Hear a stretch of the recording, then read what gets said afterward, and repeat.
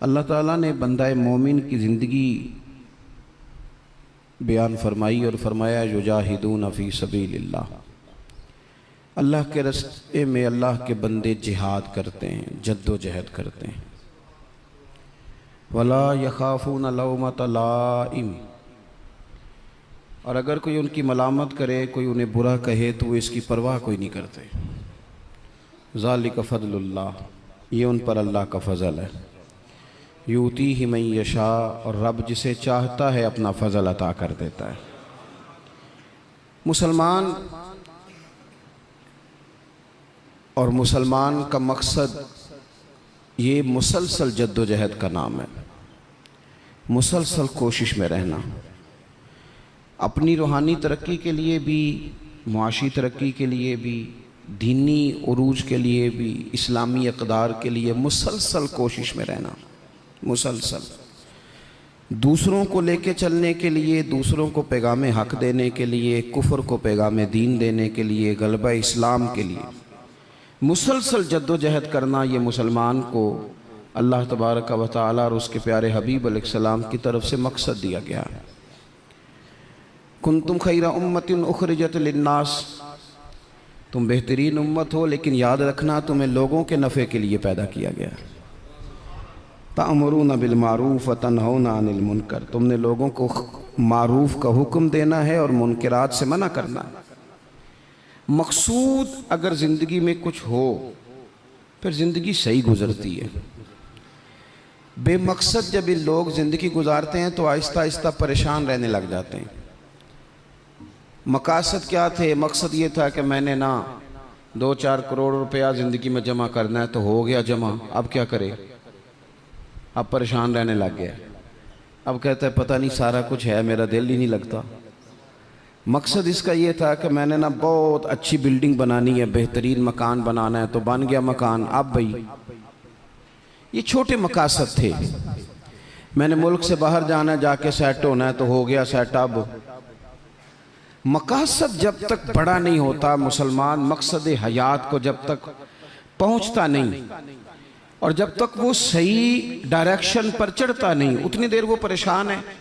वो टामक तो यहाँ ज़रूर मारता है, वो वाली बीमारियां ढूंढ के ले आता है जो दरअसल उसकी बीमारियां हैं ही नहीं। वो ढूंढता चूँकि उन चीज़ों को है, फिर इलाज भी उन्हीं का करता रहता है। याद रखें, ज़िंदगी बामकसद बनाएं। मकसद क्या हो? निरी रोटी कमाना मकसद ना हो, रोटी कमाएं भी और लोगों को खिलाएं भी।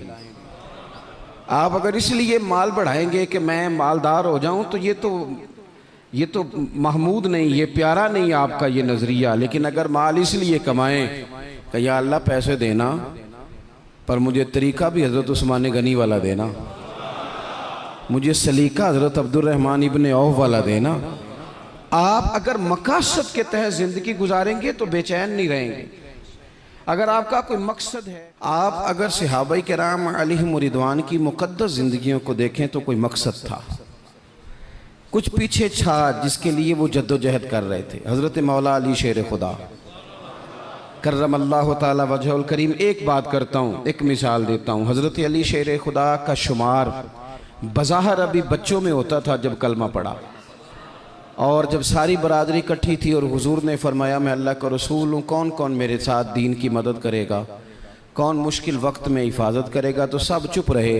हज़रत अली उठ के खड़े हो गए, कहा या रसूल अल्लाह, मैं मुहाफिज भी बनूंगा और दीन का मददगार भी बनूंगा। अब एक मकसद बना लिया है कि मैंने तलवार लेनी है, मैंने दीन की हिफाजत करनी है, मैंने ये काम करना। एक मकसद तो है ना यार, एक प्रोग्राम बना लिया है। अब हज़रत मौला अली शेर खुदा हर मैदान में पहली सफ में नजर आए। एक मौका ऐसा आया जहां मेरे हबीब अलैहिस्सलाम ने फरमाया कि अली, तुम मदीने में मेरे पीछे रहो, बच्चे हैं, औरतें हैं, निगहबानी है, और मैं इसलिए इसी तरह तुम्हें छोड़ के जा रहा हूँ जिस तरह हज़रत मूसा अलैहिस्सलाम जनाब हारून को छोड़ के गए थे, मगर ये कि मेरे बाद नबी कोई नहीं। एक मौके पर सिर्फ छोड़ के गए, जिहाद पे साथ नहीं लेके गए, तो हज़रत अली रोने लगे। अल्लाह करे आपको समझ आए मेरी बात की। बच्चा हमारा भी रोता है, पर वो कहता है मैंने सैर के लिए जाना है। मकसूद कुछ और बना लिया है ना, पैसे हमारे बच्चे भी मांगते हैं, पर वो कहते हैं कि टूर जा रहा है, मैंने साथ जाना है। हमें भी रोना आता है कई दफ़ा, लेकिन वो जो पार्टी हमने काबू करनी थी वो कोई और करके ले गया। ये तो ग्राहक मेरा था, ये दाएं बाएं कैसे निकल गया। रोना तक आ जाता है, उनका भी रोना था। अर्ज की या रसूलल्लाह सल्लल्लाहु अलैहि वसल्लम, आप मुझे बच्चों और औरतों पर छोड़कर जा रहे हैं? तो हुजूर सल्लल्लाहु ताला अलैहि वसल्लम ने फरमाया, अली उसी तरह छोड़ के जा रहा हूँ जिस तरह हज़रत हारून को जनाब मूसा कलीम छोड़ के गए थे। भाई एक मकसूद था कि मैंने मैदान में रहना है, एक इरादा किया था, एक प्रोग्राम बनाया था, फिर सारी ज़िंदगी वो मैदान में रहे। उनको जब खंजर लगा ना कूफे की जामे मस्जिद के करीब, तो बंदे को तकलीफ़ होती है तो वो हाय करता है, बेटे को आवाज़ देता है, नसीहतें लिखवाता है। लेकिन मौला अली को खंजर लगा तो क्या कहते हैं? कहते हैं फुज़्तु बिरब्बिल काबा, लो भाई लोगो रब्बे काबा की कसम, आज मैं कामयाब हो गया हूँ। एक मकसूद बनाया था ना, आज मैं उस मकसूद तक पहुँच गया हूँ। यार कोई मकसद तो हो। लो सुनो बात, बुखारी में मौजूद है। एक खातून थी जो मस्जिद नबवी शरीफ में झाड़ू देती थी।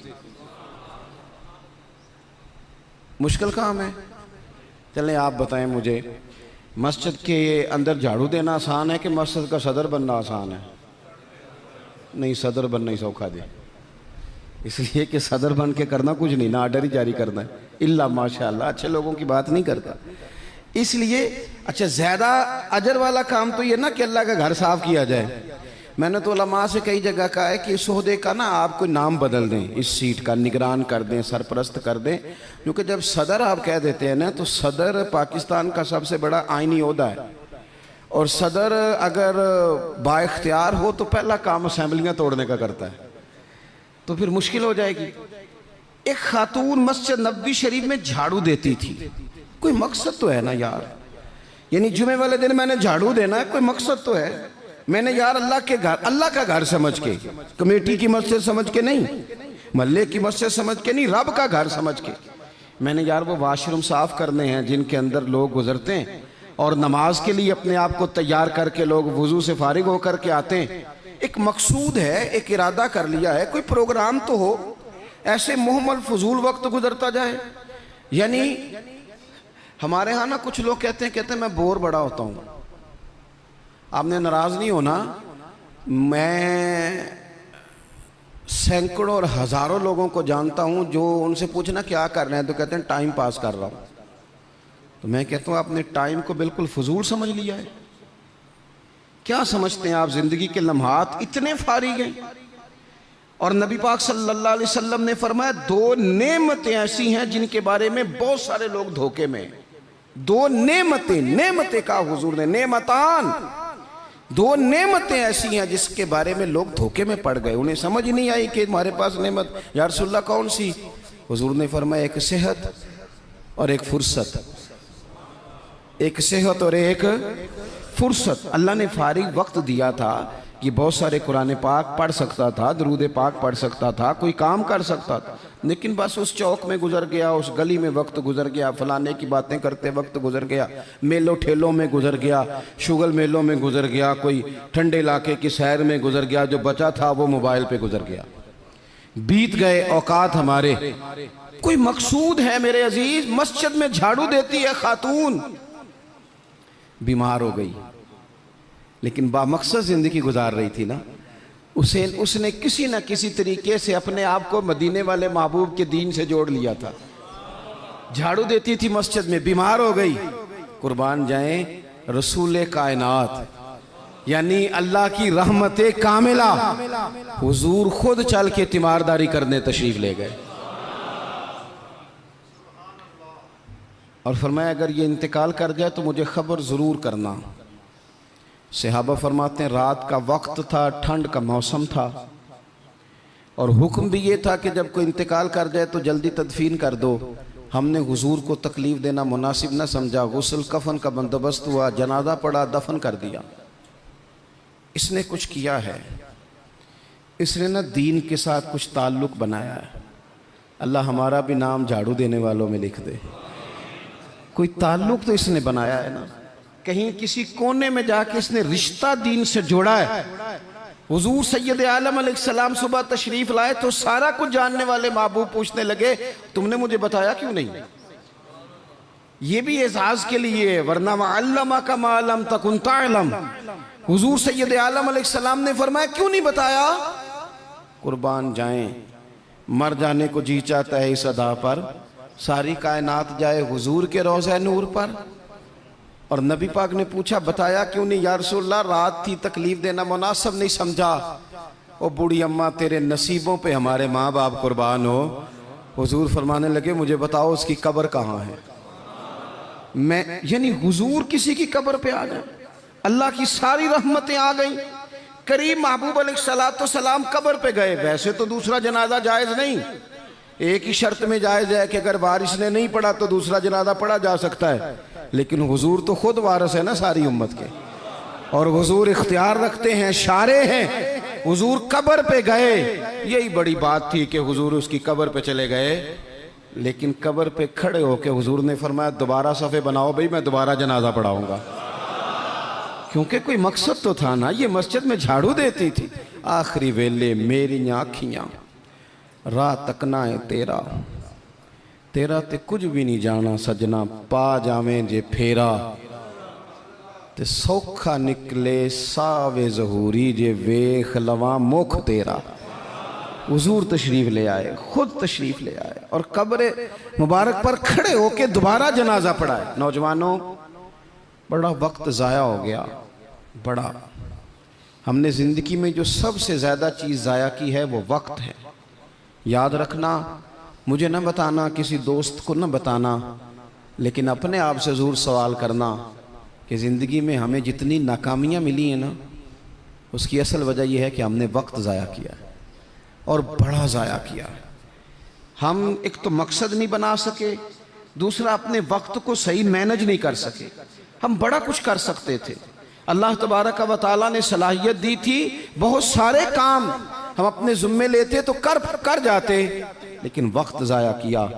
इमाम बहकी ने हदीस लिखी है, मेरे रसूल पाक सल्लल्लाहु ताला अलैहि वसल्लम ने इरशाद फरमाया, जब सुबह दिन चढ़ता है ना तो दिन ऐलान करता है, वो दिन ऐलान करता है, कहता है मैं आज आया हूँ, आज के बाद नहीं आऊँगा, आज के बाद नहीं आऊँगा। कुछ करना है तो कर लो। आज जो दिन आया है ना, आज ये क़यामत तक दोबारा वापिस नहीं आएगा। कुछ कर लो। जिसने आज तिलावत नहीं की उसका ये दिन बगैर तिलावत के गुजर गया।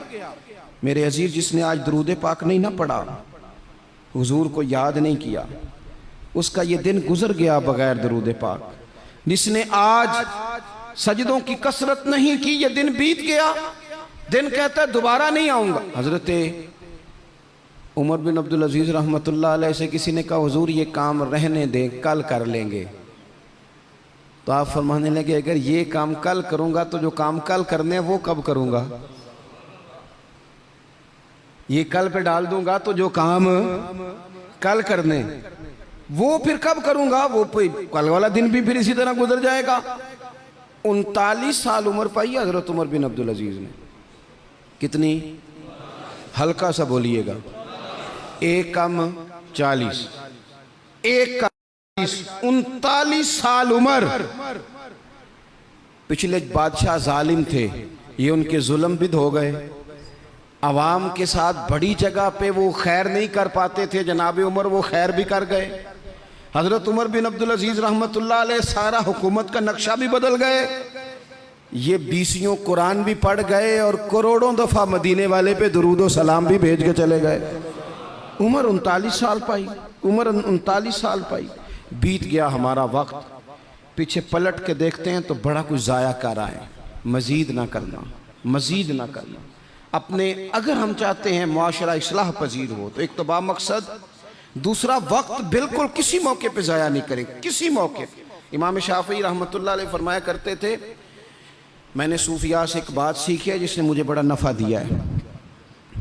हुजूर वो क्या है? आप फरमाते हैं, सूफिया फरमाया करते हैं कि वक्त एक तलवार है, इसे अपने हाथ में कर लो तो बड़ी मुश्किलात काट डालोगे, और अगर तुमने इसको अपने हाथ में ना किया तो फिर वक्त तो तलवार ही है, ये तुम्हें काट डालेगा, फिर तुम कट जाओ। जवान बिलखुसूस ये टाइम पास ये निकाल दें। मिजाज बन गया है हमारा शुगल मेले का। गप्पे घंटों भी हों तो वक्त का पता नहीं चलता।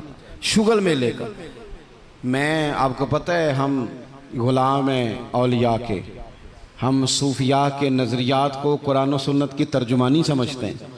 लेकिन ये कि आपने नहीं देखा होगा कि 20 लोग इकट्ठे होकर किसी जगह एक गली से निकले हों, कोई पूछे किधर जा रहे हो तो कहें हम जुमा पढ़ने जा रहे हैं मस्जिद में। 20-20 होके नहीं निकलते। लेकिन अगर ठंडे इलाके में सैर करने जाना हो तो 20 की बस भर जाती है कि नहीं। अगर कहीं फलानी जगह मेला लगा हुआ है तो फिर 2-3 गलियों से बसें भर जाती हैं कि नहीं। मैं अक्सर कहता हूँ कि आपने शुगल मेला बना लिया है मज़ारात को। शुगल मेला, सारे रास्ते में नमाज नहीं पढ़ी, क्या मिजाज, वक्त को ज़ाया कर रहे हैं और बड़ा ज़्यादा कर रहे हैं, और ये पलट कर हाथ नहीं आएगा। जिन लोगों ने काम किया, हमारा हज़ार हा इख्तलाफ है यूरोप के साथ, पर ये बात तो मान जाओ ना, उन्होंने अपना वक्त मैनेज कर लिया है, मैनेज कर लिया। हम अभी तक हैं, बहुत सारी चीज़ें हैं, नारों में जिंदा हैं, उन्होंने मैनेज तो किया है। तीसरी बात मेरे अजीज़, इस्लाह माशरा के लिए जो बड़ी अहम और बड़ी ज़रूरी है वो ये है कि तरजीहात का तयन करें ज़िंदगी में। मेरी दरअसल तरजीह क्या है, असल मकसूद क्या है। ये हमारे मजहबी इज्तिमात होते हैं, मुझसे लोग वक्त लेने के लिए आते हैं, बड़े अच्छे लोग होते हैं, खैर के लिए आए हैं, वरना हमें कौन पूछता है। तो मैं कई दफ़ा पूछता हूँ दोस्तों से कि जो आप महफिल करा रहे हैं तो कोई पस मंज़र भी तो बयान करें ना, मकसूद क्या है। चलें इतना ही कह दें कि सवाब की नीयत से करा रहे हैं, अल्लाह में अजर देगा, लेकिन ये कि मकसूद ही नहीं पता। जवानों की बड़ी बड़ी जमातें बनी हुई हैं, मकसूद का ही नहीं पता दरअसल जाना किस तरफ। अपनी ज़िंदगी में तरजीहात, और जब तरजीहात तय करें तो ज़रूरियात को आगे रखें, फ़राइज़ को हमेशा आगे रखें। जो फ़राइज़ हैं, जो वाजिबात हैं, उनको हमेशा पहला दर्जा दें। बहरहाल महफिल कराना मुस्तहब है और नमाज पढ़ना, आहिस्ता क्यों बोलते हैं आप, नमाज पढ़ना, ख़त्म शरीफ दिलाना बहरहाल मुस्तहब है, लेकिन सही कुरान पाक पढ़ना सीखना ज़रूरी है। जो ज़्यादा ज़रूरी है वो क्यों नहीं कर रहे। तरजीहात अगर आप ले आएंगे ना, मैं बहुत सारे लोगों को जानता हूँ तवज्जो से ख़त्म दिलाते हैं। हमें भी कहते हैं मौलाना इस दफ़ा अब्बा जी के ख़त्म पे आपकी बारी है, पिछले साल फलाने को बुलाया था, उससे पिछले साल फलाने को। भाई आप नमाज पढ़ते हैं, कहते हैं आप दुआ करें, आप दुआ करें मैं शुरू कर दूं। तो मैं कहता हूं अगर नमाज की दुआ करानी है घर बैठे बैठे मुझसे, तो ख़त्म की दुआ नहीं घर बैठे बैठे हो जाती, वो भी कर देता हूं यहीं से। अल्लाह ताला उनको उनकी मगफिरत फरमाए। तरजीहात हमेशा आपके जो ज़रूरी काम है, याद रख लें, आपके मदरसा बड़ा ही ज़रूरी है। मैं किसी की तारीफ़ बड़ा कम करता हूँ, इसलिए कि तारीफ़ खुशामद बन जाती है तो बंदा मुश्किल में आ जाता है। लेकिन अभी मैं आया हूँ ना, तो यहाँ बच्चे साथ कुरान पाक पढ़ रहे थे। मेरे आशिया ख्याल में ये बात भी आ सकती थी कि कारी साहब ने, हज़रत साहब ने छुट्टी क्यों नहीं कराई, मस्जिद में महफिल है। लेकिन आप यकीन करें कि मेरा दिल इतना ठंडा है, मैंने कहा ये बिल्कुल सही कर रहे हैं, इनको पढ़ना ही चाहिए। ये जो काम इनके लिए ज़्यादा ज़रूरी है, इनके घर वालों ने जिगर के टुकड़े दिए पढ़ाने के लिए, तो जो जिस काम के लिए भेजे हैं वो काम ज़रूरी है, वही नहीं करना चाहिए। तरजीहात तो तय करें मेरे भाई। दरअसल तरजीह क्या है, हज़रत तलहा रज़ी अल्लाह ताला अन्हु फरमाते हैं, एक बद्दू हुजूर की बारगाह में आया, सादा बंदा, बाल बिखरे हुए, हालत बड़ी परागंदा, मिशकात में हदीस है। उसने आन करके अर्ज़ की, या रसूल अल्लाह सल्लल्लाहु ताला अलैहि वसल्लम, हुजूर मुझे बताइए इस्लाम क्या है, इस्लामी अहकामात बताएं। तो हुजूर ने कलमा शहादत के बाद फरमाया कि वक्त पर नमाज पढ़ना, दिन और रात में 5 नमाजें तेरे ऊपर ज़रूरी हैं। उसने अर्ज़ की, हुजूर कुछ नफल भी पढ़ूं? तो फरमाया अगर तो अपनी तरफ से पढ़े तो बड़ा ही अच्छा है। उसने कहा, उसके बाद फरमाया साल में 1 महीने के रोज़े रखना। अर्ज़ की, हुजूर कुछ नफली भी रखूं? फरमाया रखे तो बड़ा बेहतर है। फिर फरमाया हज फ़र्ज़ हो जाए तो पहली फुर्सत में करना। हुजूर कुछ साथ नफली भी करूं? फरमाया करे तो अच्छा है। फिर फरमाया ज़कात दे, ज़कात। उसने अर्ज़ की, या रसूल अल्लाह सल्लल्लाहु तआला अलैहि वसल्लम कुछ नफली सदकात भी करूं? फरमाया करे तो बड़ा अच्छा है। उसने ये बातें सुन के ना सिर्फ फ़राइज़ की तालीम दी, फ़राइज़ की। आज जो खतीब मुझे और आपको नुक्ते सुनाए, हम तवज्जो से सुनते हैं, और अगर फजर में इमाम साहब वज़ू के मसले बताएं तो कहते हैं एडा आलम ही नहीं। आलम तो उसे जिनने कल बड़ी ऊंची तकरीर की थी। अगर वो आपको गुस्ल का तरीका बताए तो लोग कहते हैं ये तो इल्म की शायद बात ही नहीं।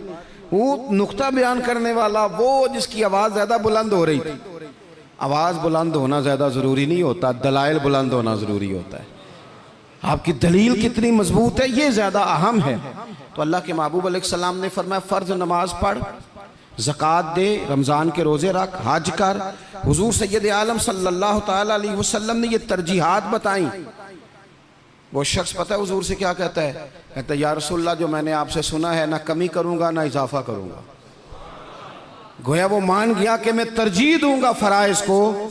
तो रसूल पाक सल्लल्लाहु अलैहि वसल्लम ने फरमाया सहाबा की तरफ देख के फरमाया अगर ये जो कह रहा है उस पर डटा रहा, जो इसने कहा है अगर वो सच किया इसने, तो फरमाया फिर ये बंदा कामयाब हो जाएगा, फिर ये फलाह पा जाएगा।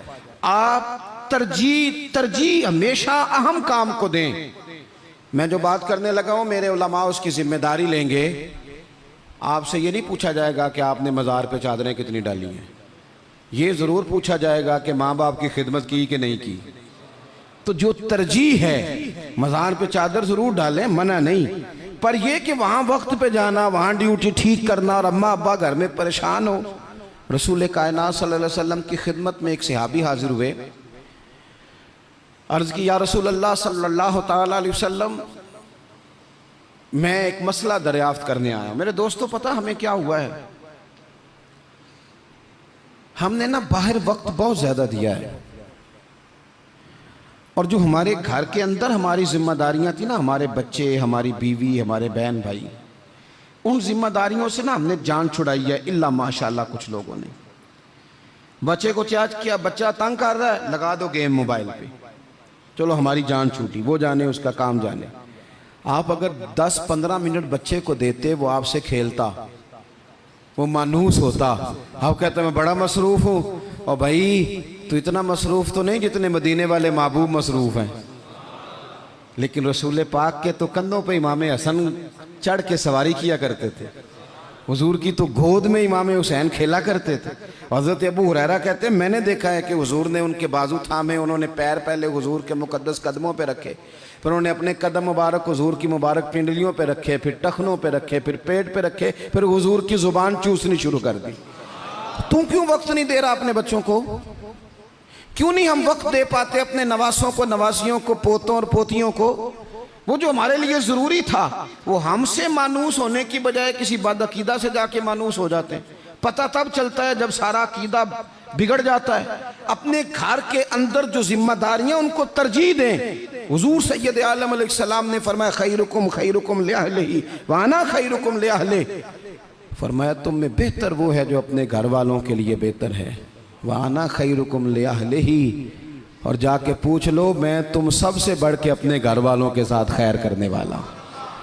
तरजीह दें। एक सहाबी आए, अर्ज करते हैं या रसूल अल्लाह सल्लल्लाहु अलैहि वसल्लम मेरी बीवी पे हज फ़र्ज़ है, वो हज करने जा रही है, ये सियासता में हदीस मौजूद है, और मेरा नाम एक गज़वे में लिख दिया गया है, मैं जिहाद के लिए जा रहा हूँ, नाम मैंने लिखवा लिया है, हुक्म मेरे लिए क्या है? मेरी बातों की समझ आ रही है आप हजरात को? मेरी बीवी हज के लिए जा रही है, वो साहिब इस्तात होगी, जाहिर है उसके पास माल होगा, वो जा रही है, उसको जाना है, वो तैयार है, और मेरा नाम गज़वे में लिखा है, तो हुक्म क्या है?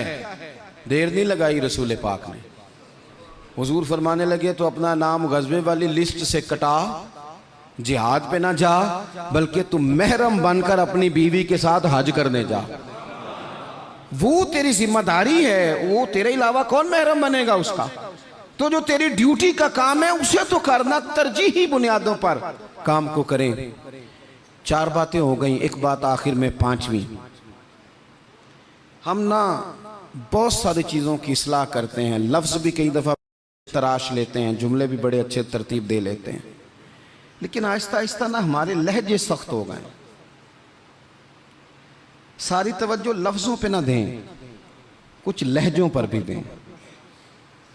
लहजा जो होता है ना इंसान का, लहजा यानी बेटे को आवाज़ दी, अब्बा जी ने कहा बेटा, उसने कहा जी अब्बा जी क्या मसला, हुक्म करें, अभी तो मैं गया था।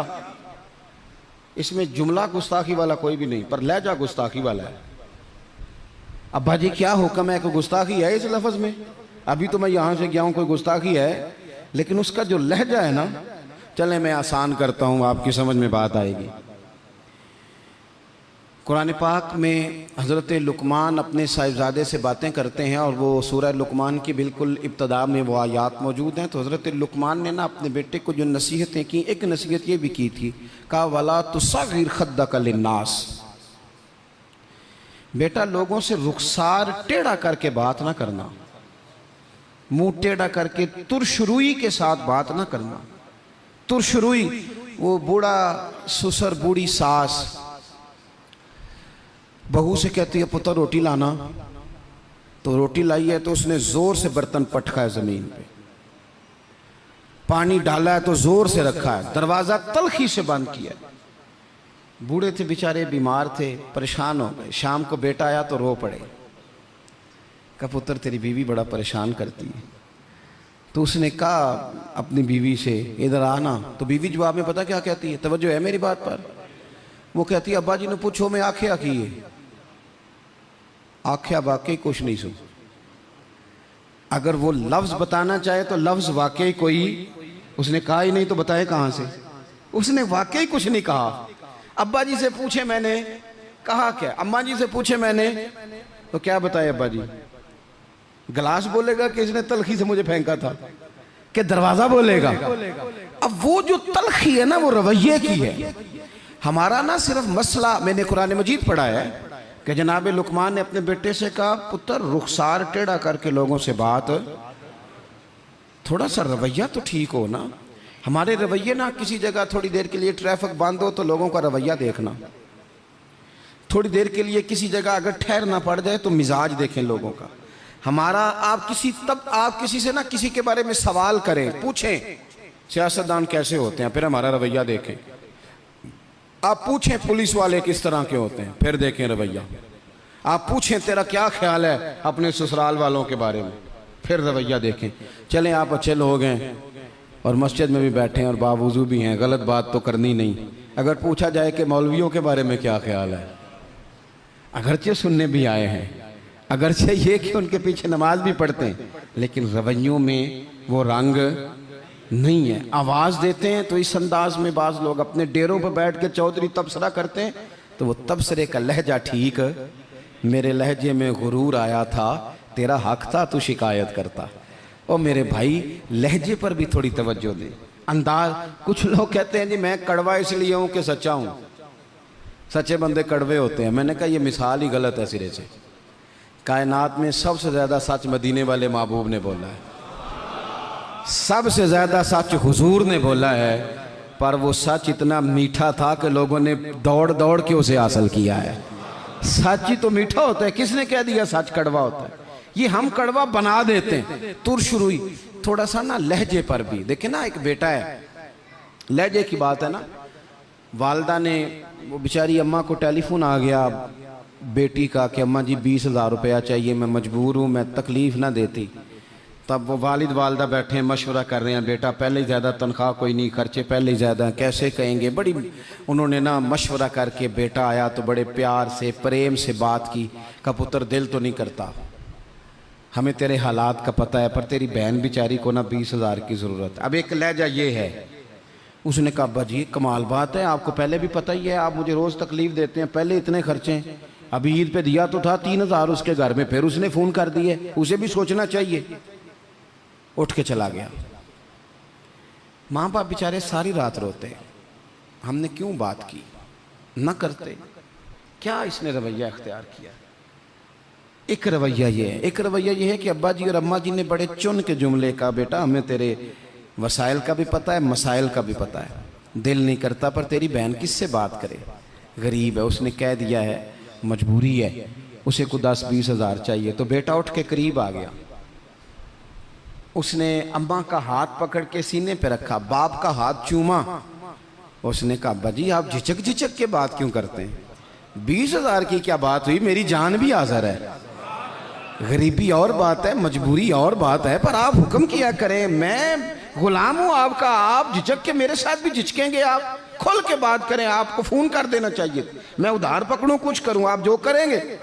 रोएगा उसका अब्बा भी सारी रात ही, रोएगी इसकी अम्मा भी सारी रात ही, पर दुआएं मांगती रोएगी।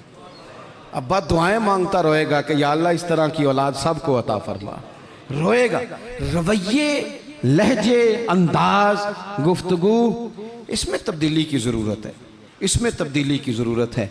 हज़रत जाबिर इब्न अब्दुल्लाह रदी अल्लाह ताला अन्हु रवायत करते हैं, एक सहाबी फरमाते हैं हुज़ूर पहले दिन मदीने तशरीफ़ लाए हिजरत करके, मैं ज़ियारत के लिए गया तो मैंने मुस्कुराते देखा। बड़े बड़े वक्त आए ना, इनमें बदर भी आया, ओहद भी आया, ओहद में शहादतें भी हुई, इन मवाक़े में बड़ा कुछ आया।